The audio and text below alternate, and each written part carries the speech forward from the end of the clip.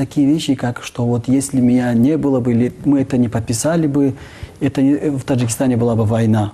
Я помню одно выступление, когда Рахмонов выступил и сказал, что если бы мы не подписали, то каждый, кто бы не подписал, это был бы безверующий человек. Вот он даже когда думает такие вещи, даже не понимает, что он говорит. Дело в том, что именно с его команды поднимались, опять же, говорю, уничтожались поселки, уничтожались, выводили многих людей на уничтожение, поднимались самолеты, бомбили.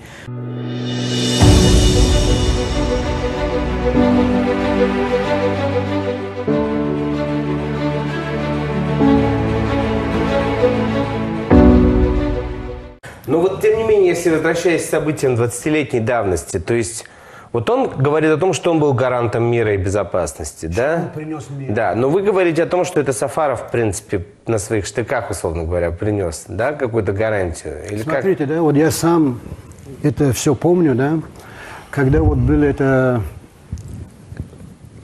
плов мира, да, Рахмонов долго не переезжал в Душанбе с его правительством, он боялся в Душанбе. И знаете, я помню вот это черные дни, когда улицы Душанбе были пустыни, да, когда все чего-то ожидали. Но часть людей надеялись, что Рахмонов придет, да, новая власть приходит и будет стабильность. И этого не произошло. И с приходом Рахмонова началась широкомасштабная гражданская война. Если до прихода Рахмонова, да, там, на этих стычках, на этих митингах, а потом на этих противостояниях были убиты сами больше, там, 50 или 70 человек, то после Рахмонова как раз началась и геноцид там, памирцев, геноцид оппозиции, геноцид гарбцев, геноцид кафарниганцев. Да? Дальше пошло геноцид по религиозным убеждениям. Если кого-то увидели на улице с бородой, его убивали.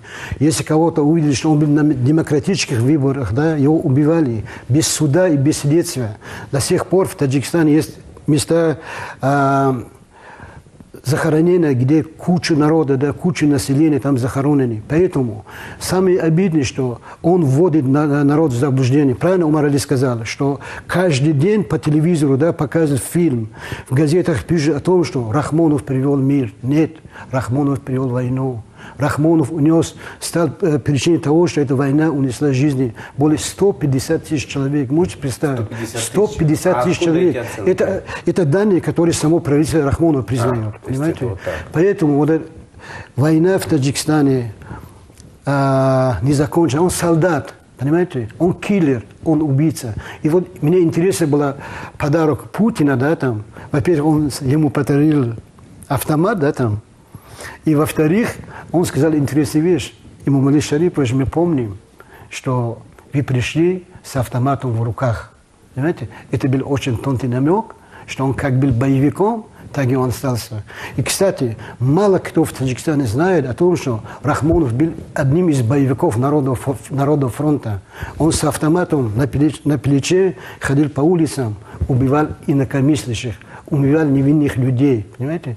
Поэтому он всегда говорит, что мы с кровью пришли и с кровью уходим. Ну, то есть я так правильно понимаю, что если реконструировать события того времени уже вот с области нашего знания, то речь шла о том, что одна из сторон просто победила в гражданской войне, а потом сделала вид, что это было заключено перемирие. Или как? Вы правы, потому что, знаете, вот, как, даже когда Амир Рахмонов говорит, он не говорит о других, он не говорит об оппозиции, он не говорит о народе, он не говорит об этих жертвах, он не говорит о роли там третьих странах, да, там, страны, которые вынуждали Рахмонов подписать мирное соглашение. Как будто он миротворец, понимаете, как будто не было войны, как будто он ни в чем не виноват, понимаете, он святой, он учитель учителей, он пророк, понимаете. Это мы плохие, это оппозиционеры плохие, понимаете, это таджикский народ плохой, понимаете. Это все, кто думает против него, они плохие, а не он. Но на самом деле, да, беда наша в чем? Что вот выросло поколение, которое не знает историю своей страны. Выросло поколение, которое живет на сказках Рахмонова, понимаете? Вот эта сказка о миротворце, сказка о таком благородном человеке, к большому сожалению, в это многие верят. Ну а как вы считаете, многие верят сейчас в Таджикистане вот в эту сказку? Нет, народ-то знает, что это все придуманная сказка, но вопрос в том, что когда безграмотному человеку постоянно по телевизору, в средствах массовой, в средствах СМИ, газеты, журналы начинают говорить, что он такой, вот он действительно привел. Здесь я хотел еще дополнить. Ведь Рахмонов не хотел сидеть за стол перемирия. То есть? Он вообще, его просто заставили, что народ находится в Афганистане. Он хотел просто победить и все? Видите, у него была такая тактика, да? На гражданской войне они так считали. Одна сторона, он прав, чтобы другую сторону уничтожить полностью. Поголовно. Понимаете? Поголовно, да? Это... Даже они говорят так, надо убивать их детей, это, которые в Калибеле. Детей, которые в Калибеле. И такое было. То есть здесь много людей были того свидетелями, когда приходили и уничтожались целые поселки, убивались все. Но потом это в документальных фильмах показали, что как будто оппозиция их убила. То есть здесь много дезинформации. А материалы какие-то еще сохранились? То есть возможно потом как-то реконструировать? Вы знаете, второй год, вот наша команда, мы готовим обратиться в Международный уголовный суд. Гааги? Нет, при ООН, да? При ООН. Да. Вот, а преступлениях Рахмонова мы наняли очень сильных адвокатов, мы собрали огромное количество свидетельских показаний. Да, и дай бог, да, если вот это будет этот суд, на самом деле это очень серьезный шаг вперед, и весь мир будет узнать о том беспределе, да, есть беззаконии. Какие-то документальные материалы? Конечно, есть видеоматериалы, есть свидетельства непосредственных участников, да, которые рассказывают своим голосом, они не скрываются. И все это скоро мы будем вынести в суд общественность, и Рахмонову тогда мало не покажется.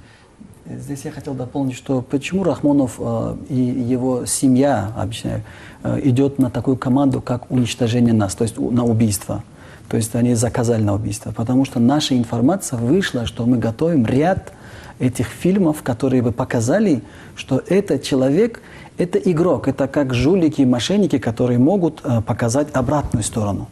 То есть здесь есть, что мы можем сказать. Но и в любом случае Рахмонов, как я сказал, что он не хотел никакого перемирия.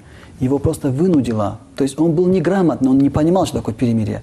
Но когда его вынудили, то есть и российская страна, и соседи государства, что надо сесть за стол переговоров и сделать мир, потому что у тебя почти 500 тысяч людей находятся на территории Афганистана. И тут он, когда почувствовал, что те люди, которые пришли, отмучились в Афганистане, начали говорить спасибо, и он понял, что я могу теперь и здесь, и там себя похвалить. Из врагов сделать себе друзей. Опять же, объясняю, чтобы вы поняли, что добро не надевает маску зла. Но часто зло под маской добра творит свои жестокие дела. Вот Рахмонов – это то зло, которое, одевая маску добра, играет такого человека, который нет, если бы я не был бы этого